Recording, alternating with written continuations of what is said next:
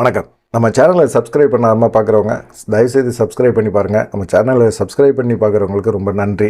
இப்போ இன்றைக்கி 2 மிக முக்கியமான விஷயங்கள் இருக்குது. இன்றைக்கி கேஎல் சுதீஷ், தேமுதிகவோட பொருளாளர், பிரேமலதாவோட தம்பி, விஜயகாந்தோட மச்சினை, அவர் அவருடைய ஃபேஸ்புக் தளத்தில் ஒரு ஃபோட்டோவை போட்டிருந்தார்.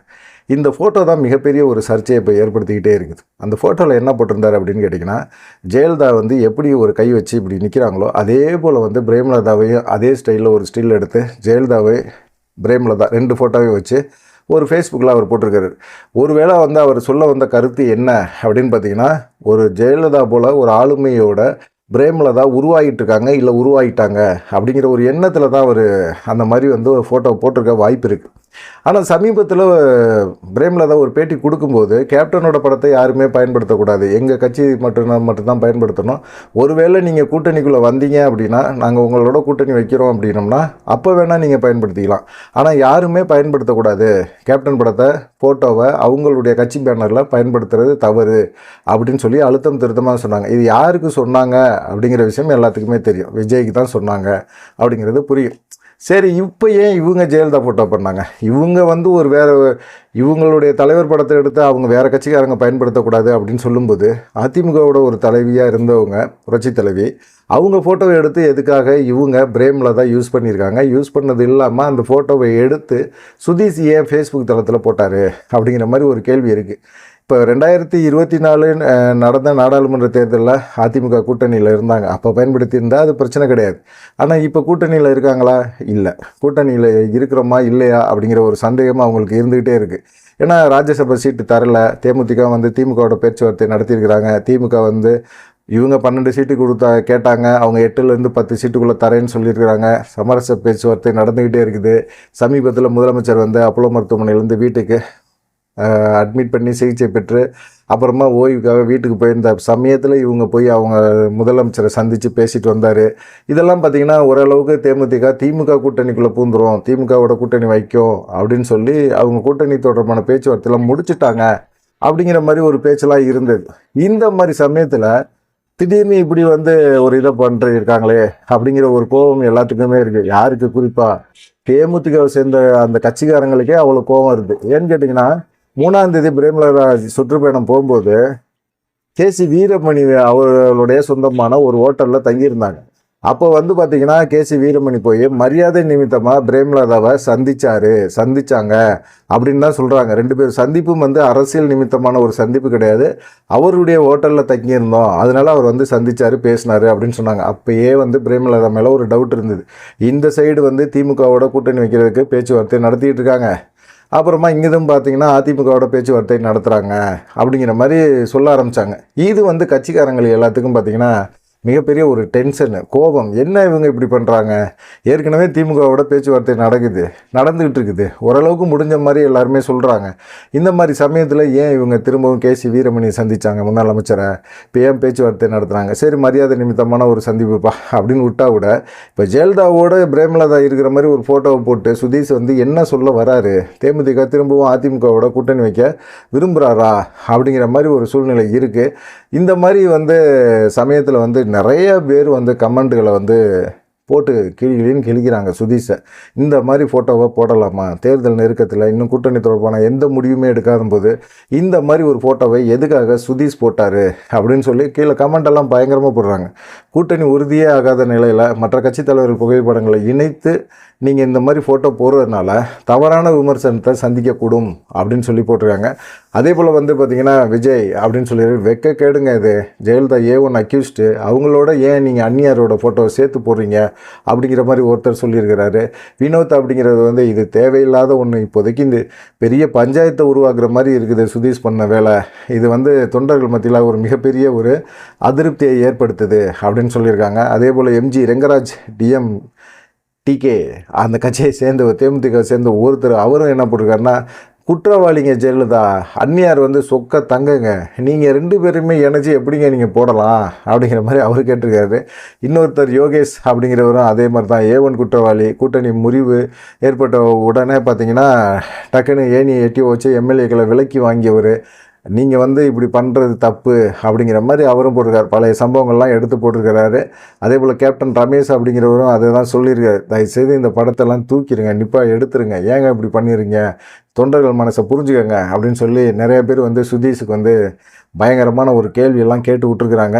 நியாயமான கேள்வி தான். தேமுதிக தொண்டர்கள் என்ன நினைக்கிறாங்க அப்படிங்கிறத புரிஞ்சுக்கிட்டு நடந்துக்கங்க. ஏற்கனவே திமுகவோட பேச்சுவார்த்தை நடத்துகிறீங்க அப்படிங்கிற மாதிரி சூழ்நிலையில் அவமானப்படுத்தி ஏற்கனவே பார்த்தீங்கன்னா அதிமுக தேமுதிக கூட்டணி வச்சு எதிர்க்கட்சி தலைவராக விஜயகாந்த் இருக்கும்போது கூட அந்த கட்சியை உடைச்சாங்க ஜெயலலிதா. அவங்கள ஃபோட்டோவோட எப்படிங்க நீங்கள் பிரேமலதா அந்நியார் ஃபோட்டோவை நீங்கள் போடுவீங்க அப்படிங்கிற கொஸ்டினை தான் அதிகமாக வைக்கிறாங்க. சரி, இது வந்து சுதீஷ் பிரச்சனை. அவங்க என்ன முடிவு எடுத்திருக்காங்கன்னு தெரியல. அதிமுகவோட திரும்ப கூட்டணி வைக்கிறதுக்கான பேச்சுவார்த்தை நடத்திட்டு இருக்காங்களா அப்படிங்கிற மாதிரி இருக்குது. இல்லை திமுகவுக்கு வந்து மறைமுகமாக நாங்கள் அதிமுகவோட கூட்டணி வைக்கிறதுக்கான வாய்ப்பு கூட இருக்குங்க அப்படிங்கிற மாதிரி ஒரு எண்ணத்தை உருவாக்குறாங்களோ அப்படிங்கிற மாதிரி இருக்குது. ஏதோ ஒன்று அவங்க பண்ணிட்டு போகிறாங்க. அவங்க கட்சி, அவங்க தொண்டர்கள், அவங்க முடிவு என்ன நடக்குது அப்படிங்கிறத பொறுத்து இருந்து பார்ப்போம். ரெண்டாவது பார்த்திங்கன்னா ஓபிஎஸ் PL சந்தோஷ் இவரோட சந்திப்பு இருக்கும். அவர் வந்து பாஜகவோட ஆலோசனை கூட்டத்துக்கு வந்தார். கட்சி நிர்வாகிகளோடலாம் பயங்கரமாக பேசினார். நம்ம எப்படியெல்லாம் வந்து கட்சியை வந்து டெவலப் பண்ணோம், நீங்கள் வந்து எல்லாருமே ஒருத்தரே வந்து எல்லா வேலையும் இழுத்து போட்டெல்லாம் செய்யக்கூடாது, கட்சிக்கு வந்து ஒவ்வொருத்தங்களுக்கும் பிரித்து கொடுத்து அதிமுக பாஜக கூட்டணி வெற்றி பெறுறதுக்கான ஒரு இது எடுக்கணும், கூட்டணிக்குள்ளே நிறைய கட்சிகளை கொண்டு வரணும் அப்படிங்கிற மாதிரிலாம் பேசியிருந்தார். இப்போ எல்லாருமே சொன்ன ஒரு விஷயம் வந்து நயினார் எடப்பாடி பழனிசாமி இவங்க 2 பேரும் எடுக்கிற முடிவு வந்து ஒரு தவறான ஒரு முடிவு, இந்த முடிவை வந்து மாற்ற சொல்லுங்கள் அப்படிங்கிற மாதிரி பேசியிருந்தாங்க. ஏன்னா இவங்களுடைய செயல்பாடுகள் வந்து சரியில்லை. எடப்பாடி பழனிசாமிக்கு பிடிக்காத நபர்கள் எல்லாத்தையுமே அவர் அதிமுகவிலேருந்து விரட்டுறாரு. ஆனால் இவங்க தேசிய ஜனநாயக கூட்டணியில் இருக்கிறாங்க. தேசிய ஜனநாயக கூட்டணியில் இருக்கிறவங்கள நயினா நாகேந்திரன் மூலமாக எடப்பாடி பழனிசாமி நகர்த்தி விட்றாரு. அவங்கள வந்து அவமானப்படுத்துகிறாரு, அசிங்கப்படுத்துகிறாங்க. அப்போ எப்படி தொடர்ந்து இருப்பார் ஓபிஎஸ், அந்த கூட்டணிக்குள்ளே இருப்பார்.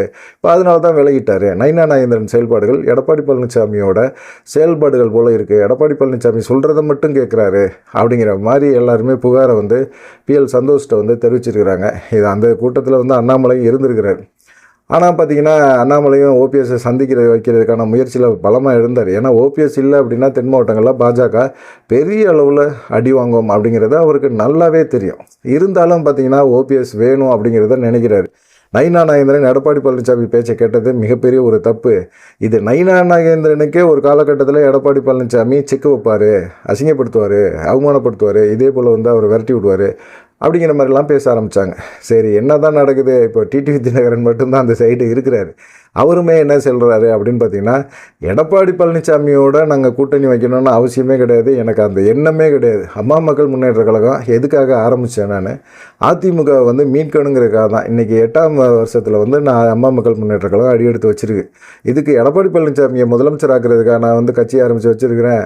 அதிமுகவோட உண்மையான தொண்டர்கள், அம்மாவோட உண்மையான விசுவாசிகள், இவங்க எல்லாருமே வந்து ஒன்றிணைஞ்சு செயல்பட்டு திரும்பவும் வந்து அம்மாவோட ஆட்சி கனவுகள் எல்லாத்தையுமே வந்து நிறைவேற்றணும் அப்படிங்கிறதுக்காக தான் இந்த கட்சியை ஆரம்பிச்சிருக்கிறேன். அதனால் வந்து நான் தீய சக்தி திமுக ஒழிக்கணும் அப்படிங்கிறது மட்டும்தான் இந்த கட்சியோட நோக்கம். ஆனால் எடப்பாடி பழனிசாமியை முதலமைச்சராகணும் அப்படிங்கிற ஒரு நோக்கம் எங்களுக்கு கிடையாது அப்படிங்கிறத தெளிவுபடுத்தி வச்சுருந்தார்.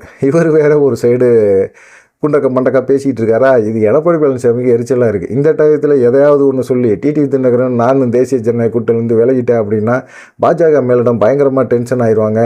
ஏற்கனவே இப்போயே டென்ஷன் ஆகி கிடக்குறாங்க அப்படிங்கிற மாதிரி இருக்குது. இப்போ ஓபிஎஸ்ஸை வந்து பிரதமரை சந்திக்கிறதுக்கோ அமித்ஷாவை சந்திக்கிறதுக்கோ இவங்க விடலை. அதனால தான் வந்து பார்த்திங்கன்னா ஓபிஎஸ் காண்டாகிட்டார்.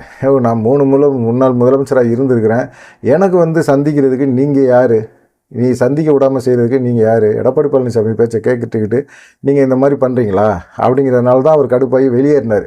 இப்போ வெளியேறின பிறகு பார்த்திங்கன்னா ஓபிஎஸ்க்கு மிகப்பெரிய அளவில் ஆதரவு. பெரியகுளம் பகுதியெல்லாம் பார்த்திங்கன்னா வெடிச்சு கொண்டாடினாங்க. தமிழ்நாடு பகுதியில் முக்கால்வாசி இடங்களில் ஓபிஎஸ் வந்து தேசிய ஜனநாயக கூட்டணியிலேருந்து வெளியேறினதை வந்து சந்தோஷமாக கொண்டாடினாங்க. இது வந்து என்னன்னு கேட்டிங்கன்னா, பாஜகவோட கூட்டணி வச்சிருக்கிற எடப்பாடி பழனிசாமிக்கு மிகப்பெரிய ஒரு தர்ம சங்கடத்தை ஏற்படுத்துச்சு. அங்கங்கே அவர் சுற்றுப்பயணம் போகிற இடங்கள்லாம் பார்த்திங்கன்னா கருப்பு கொடி, கல்வீச்சு, செருப்பு வீச்சு, இந்த சம்பவங்கள்லாம் நடக்குது. இவ்வளோ காசு கொடுத்து கூட்டிகிட்டு வந்து கூட இவ்வளோ கும்பலை தேத்தி கூட நமக்கு இந்த மாதிரி ஒரு அவமரியாதை கிடைக்குது அப்படின்னு எடப்பாடி பழனிசாமி வந்துட்டார். அது இல்லாமல் பார்த்தீங்கன்னா அகில இந்திய ஃபார்வர்ட் பிளாக் இந்த கட்சி எங்களை ஆதரிக்குது, எங்களோட தான் கூட்டணியில் இருக்குதுன்னு சொல்லி சொல்கிறாரு. அவங்க கட்சி தலைவர்லாம் என்ன சொல்கிறாங்க அப்படின்னா, நாங்கள் எப்போங்க அவர் கூட கூட்டணி வச்சோம், நாங்கள் துரோகிகள் கூட எல்லாம் நாங்கள் கூட்டணி வைக்க மாட்டோங்க, நாங்கள் வந்து திமுகவோட கூட்டணியில் இருக்கிறோம். அவர் வந்து தவறான ஒரு தகவல் வந்து சொல்லி மக்களை குழப்பிக்கிட்டே இருக்கிறாரு. இவர் தேவையில்லாமல் எடப்பாடி பழனிசாமி பேசுகிறாரு அப்படிங்கிற மாதிரி சொல்கிறாங்க. பொய்யா பேசுகிறாரு அப்படிங்கிற மாதிரி அவர் வந்து ஒரு குற்றச்சாட்டை வைக்கிறார். இந்த மாதிரி இருக்கும்போது பார்த்திங்கன்னா இப்போ வந்து ஓபிஎஸோட பஞ்சாயத்து தான். பிஎல் சந்தோஷை சந்திப்பாரா சந்திக்க மாட்டாரா அப்படிங்கிற மாதிரி தான். ஆனால் வந்து அவர் வந்து தெளிவாக இருக்கிறார் ஓபிஎஸ். இந்த உடனேலாம் போய் சந்திக்க முடியாது, நான் எங்கள் கட்சி தொண்டர்களோட ஆலோசனை பண்ணணும், ஆலோசனை பண்ணி அவங்க என்ன முடிவு எடுக்கிறாங்க அவங்களுடைய முடிவை கேட்காம நான் எந்த முடிவையும் எடுக்க முடியாது அப்படிங்கிற மாதிரி சொல்லிட்டார். இதில் வந்து என்னென்னா ஓபிஎஸ்க்கு மிகப்பெரிய ஒரு பிரச்சனை என்ன அப்படின்னு கேட்டிங்கன்னா, அமித்ஷாவும் சரி, அமித்ஷா வந்து தேசிய ஜனநாயக கூட்டணியில் பாஜக தான் தலைமையில் இருக்கும். ஆனால் இவர் வந்து இங்கே வந்து என்ன சொல்கிறாரு, அதிமுக தான் பெரிய கட்சி, அதனால் அதிமுக தலைமையில் தான் வந்து இந்த தேசிய ஜனநாயக கூட்டணி செயல்படும், குறிப்பாக எடப்பாடி பழனிசாமி தலைமையில் செயல்படும்னு அமித்ஷா சொல்லிட்டார். ரெண்டாவது முதலமைச்சர் வேட்பாளர் நான் தான் அப்படின்னு எடப்பாடி பழனிசாமி சொல்கிறாரு. அமித்ஷா வந்து அதுக்கு எந்த ரியாக்ட் பண்ணல. நயினா நாகேந்திரன் ஆமாம் அப்படின்னு சொல்கிறார். ஏன்னா நிலையில் சுற்றுப்பயணம் இருந்து அவர் தானே போட்டார், சிஎம் 2026 இபிஎஸ் அப்படின்னு சொல்லி ஒரு சீரியல் பல்பு போட்டு விட்டார். இந்த மாதிரிலாம் பேசுகிறாங்க. இந்த மாதிரிலாம் முன்னுக்கு முரணாக நடக்குது, இங்கே ஏன் நம்ம இருக்கணும் அப்படிங்கிற ஒரு எண்ணத்தில் ஓபிஎஸ்க்கும் இருக்கிறார் அப்படிங்கிற மாதிரி சொல்கிறாங்க. சரி, ஓபிஎஸ் ஒரு முடிவை எடுத்து வச்சிருக்கிறாரு, தெளிவான முடிவு. அந்த முடிவை வந்து ஓபிஎஸ் ஆதரவாளர்கள் விரும்புகிறாங்க. அப்படிங்கும்போது அந்த ஆதரவாளர்களோட விருப்பத்துக்கு மாறாக ஓபிஎஸ் செயல்பட மாட்டார் அப்படிங்கிற ஒரு விஷயம் இருக்குது. மூணாவது மிக முக்கியமான ஒரு விஷயம் என்னென்னா, திருச்செந்தூரில் சமீபத்தில் வந்து ஒரு இதை போட்டிருந்தாங்க, சாமி தரிசனத்துக்கு எந்த விதமான பணமும் யாரும் கேட்கக்கூடாது, கொடுத்தீங்க அப்படின்னா நீங்கள் கண்டிப்பாக வந்து நீங்கள் சொல்லுங்கள், நாங்கள் நடவடிக்கை எடுக்கிறோம் அப்படின்னு சொல்கிறாங்க. இன்னைக்கு ஒரு 3:30 மணி இருக்கும். அந்த சமயத்தில் ஒரு கேரளா பெண் வந்து அவங்கள்ட்ட வந்து ஷார்ட்கட்டில் சாமியை வந்து விரைவாக சந்திக்கிறதுக்கான ஒரு வாய்ப்பை கொடுக்குறாங்க. ஒரு ஆளுக்கு வந்து எவ்வளோ கேட்குறாங்க, 1000 2000 கேட்டால் கூட பரவாயில்ல, 11,000 ரூபா கேட்குறாங்க ஒரு ஆளுக்கு. ஒரு ஆள் போய் சாமியை போய் குறுக்கு வழியில் சந்திக்கிறதுக்கு 11,000 ரூபா. நேரடியாக உங்கள் சாமிக்கு முன்னாடி போய் நிப்பாட்டிட்டு வந்துடுவாங்க, சாமியை கும்பிட வச்சு கூட்டிகிட்டு வந்துடுவாங்க, எல்லா பிரசாதம் எல்லாம் வாங்கிட்டு. இதுக்கு வந்து தனிப்பட்ட முறையில் இவரை குற்றம் சொல்ல முடியாது. காசு கேட்டவரை, அறநிலையத்துறையில் இருக்கிறவரை, வேலை பார்க்க அந்த கோயிலில் வேலை பார்க்குறவரை கண்டிக்க முடியாது. ஏன்னா இந்த காசு வந்து அவர் மட்டும் எடுத்துகிட்டு போகிறது கிடையாது, கடைசி வரைக்கும் அந்த தட்டில் அங்கே சாமிக்கு முன்னாடி இருக்கிற பூசாரி இருக்கார்ல அவர் வரைக்குமே இந்த காசு போகும். ஆனால் இவங்க அந்த போர்டு கீழே நின்றுக்கிட்டு இவங்க காசு வாங்குறாங்கல்ல, இது மிகப்பெரிய ஒரு பிரச்சனையை பஞ்சாயத்தை இப்போ ஏற்படுத்தியிருக்கு. இப்போ திருச்செந்தூரில் அந்த கேரள பெண் வந்து காசு வாங்கினவர்கிட்ட போராட்டம் பண்ணுறாங்க. அங்கே இருக்கிற மக்கள் எல்லாமே வந்து பார்த்திங்கன்னா போலீஸை கூப்பிடுங்கிறாங்க, அங்கே காவல்துறையெல்லாம் இருக்கிறாங்க, இவங்க காசு வாங்குகிற விஷயம் எல்லாமே தெரியும்.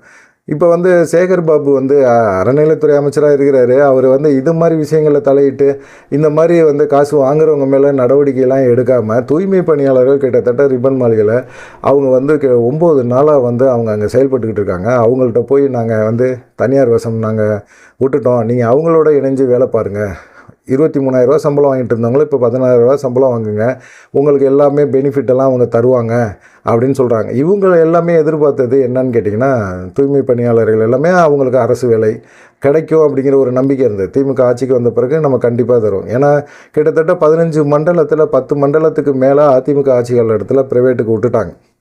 ஆனால் இவங்க வந்து பார்த்திங்கன்னா இருக்கிற ஒரு 5 மண்டலத்திலேயாவது நமக்கு ஏதாவது அரசு பணியை கொடுப்பாங்க அப்படிங்கிற ஒரு நம்பிக்கை இருந்தது. கொரோனா காலகட்டங்களில் ப்ரைவேட்டெல்லாம் ஓடி போன போது கூட இவங்க இருந்து வேலை பார்த்தாங்க, எல்லாமே வேலை பார்த்து மக்களுக்கு உதவியாக இருந்தாங்க.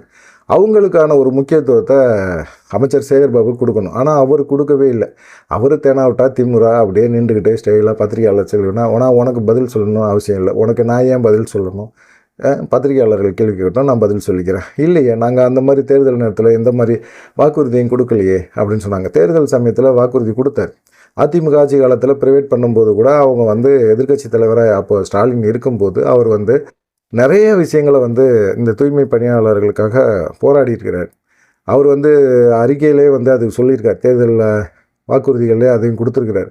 இதெல்லாம் வந்து மக்கள் வந்து கேட்குறாங்க. ஆனால் இவர் சேகர் பாபு வந்து அதை மறைக்கிறார், திட்டம் போட்டு மறைக்கிறார். இப்போ மறைச்சிட்டு அவர் காட்டின அந்த தேனாவிட்டு திமுரு அது அந்த பாடி லாங்குவேஜ் எல்லாமே பார்த்தீங்கன்னா, இல்லை நாங்கள் உங்களை வந்து போராட வச்சதே தப்பு. அதிமுக ஆட்சி காலமாக இருந்துச்சுன்னா உங்களை ஒரே நாளில் விரட்டியிருப்பானுங்க, தூக்கி ஜெயிலில் போட்டிருப்பானுங்க. நாங்கள் உங்களுக்கு போராட அனுமதி கொடுத்துருக்கோம், டீ கொடுக்குறோம், உங்கள் கூட உட்காந்து டீ குடிக்கிறோம் அப்படிங்கிற மாதிரி அது மாதிரிலாம் பேசியிருக்கிறாரு. கீழ்த்தரமாலாம் பேசியிருக்கிறாரு. இப்போ பார்த்தீங்கன்னா அந்த தூய்மை பணியாளர்களுக்கான பாத்ரூம் அவங்க போராடுறவங்களுக்கு திறந்து விடப்பட்ட அந்த பாத்ரூமையும் மூடிட்டாங்க. அங்கே கிட்டத்தட்ட ஒரு 2000 பேர் இது பண்ணுறாங்கன்னா, ஒரு 1500 பேருக்கு மேலே பார்த்தீங்கன்னா அவங்க பெண்கள், குடும்ப பெண்கள். அவங்க எல்லாருமே பாத்ரூம் போகணும் அப்படின்னோம்னா வெளியே போகணும். எங்கேயாவது ஒரு இடத்துக்கு தேடி வெளியே வச்சுருக்கிற அந்த 10 ரூபா காசு கொடுத்து போவாங்களா, அந்த இடத்துக்கு போக வேண்டிய ஒரு சூழ்நிலையில் இக்கட்டான ஒரு நிலைமையில் இருக்கிறாங்க. போராடுறாங்க, துணிஞ்சு போராடுறாங்க. அந்த போராட்டத்துக்கு இப்போ தான் நாம் தமிழர் கட்சி எல்லாருமே இப்போ போய் வந்து பாமக, திலகபாமாலாம் போய் நேற்று வெறித்தனமான ஒரு பேச்சை பேசிட்டு வந்துட்டாங்க. பாமகவோட பொருளாளர் அன்புமணியோட பாமக பொருளாளர், இந்த பாமக பொருளாளர் கிடையாது.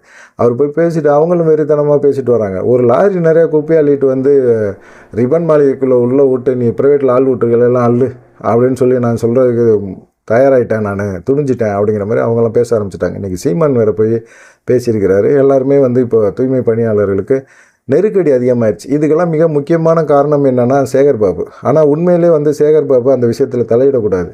அவர் எப்போ பார்த்தாலுமே வந்து பார்த்திங்கன்னா தேவையில்லாத விஷயங்களை தலையிடுறாரு. அவருடைய துறை என்ன?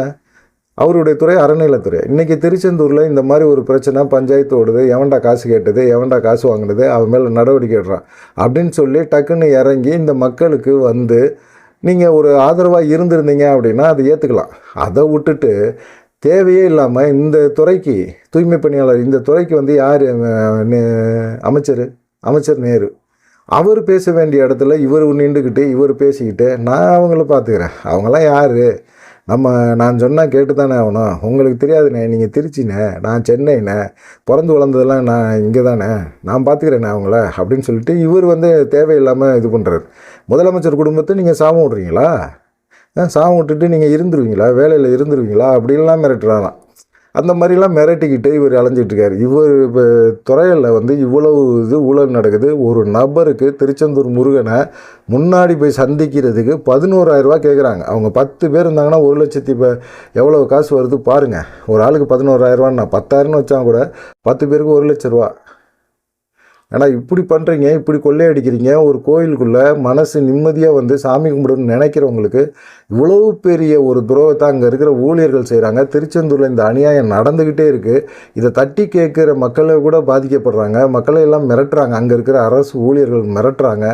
அவங்க இருக்கிற அதிகாரிகள் மிரட்டுறாங்க. இத்தனைக்கும் காவல்துறை வேறு போட்டிருக்கிறாங்க. இவ்வளவு காவல்துறை மீறியும் இவனுங்க காசு கேட்குறானுங்க. காசு கொடுத்தா உள்ளே உங்களை கூட்டிகிட்டு போகிறேன்னு சொல்கிறானுங்க அப்படின்னா இவனுங்க அரசுக்கு பயப்படுறானுங்களா, இல்லை அறநிலைத்துறை அமைச்சருக்கு பயப்படுறானுங்களா? அதெல்லாம் கிடையவே கிடையாது. இதில் கவனம் செலுத்த வேண்டியது அறநிலைத்துறை சேகர்பாபு. இந்த கவனத்தை செலுத்தாமல் இவரை துப்புரவு பணியாளர் விஷயங்களில் போய் கவனம் செலுத்துகிறார்ல, இது வந்து அசிங்கம், அவமானம். இதை விட வெட்கக்கேடு எதுவுமே கிடையாது. திமுகவுக்கு வந்து சேகர்பாபு ஒரு சாபம் அப்படின்னு சொல்கிறாங்க எல்லாருமே. நீங்கள் என்ன நினைக்கிறீங்க அப்படிங்கிற ஒரு விஷயத்தை மறக்காமல் கமெண்ட் பண்ணிட்டு போங்க. இது போல் செய்திகளை வந்து நம்ம அடிக்கடி வெளியிடுவோம். எங்கள் சேனலுக்கு வந்து சப்ஸ்கிரைப் பண்ணி பாருங்கள். நன்றி, வணக்கம்.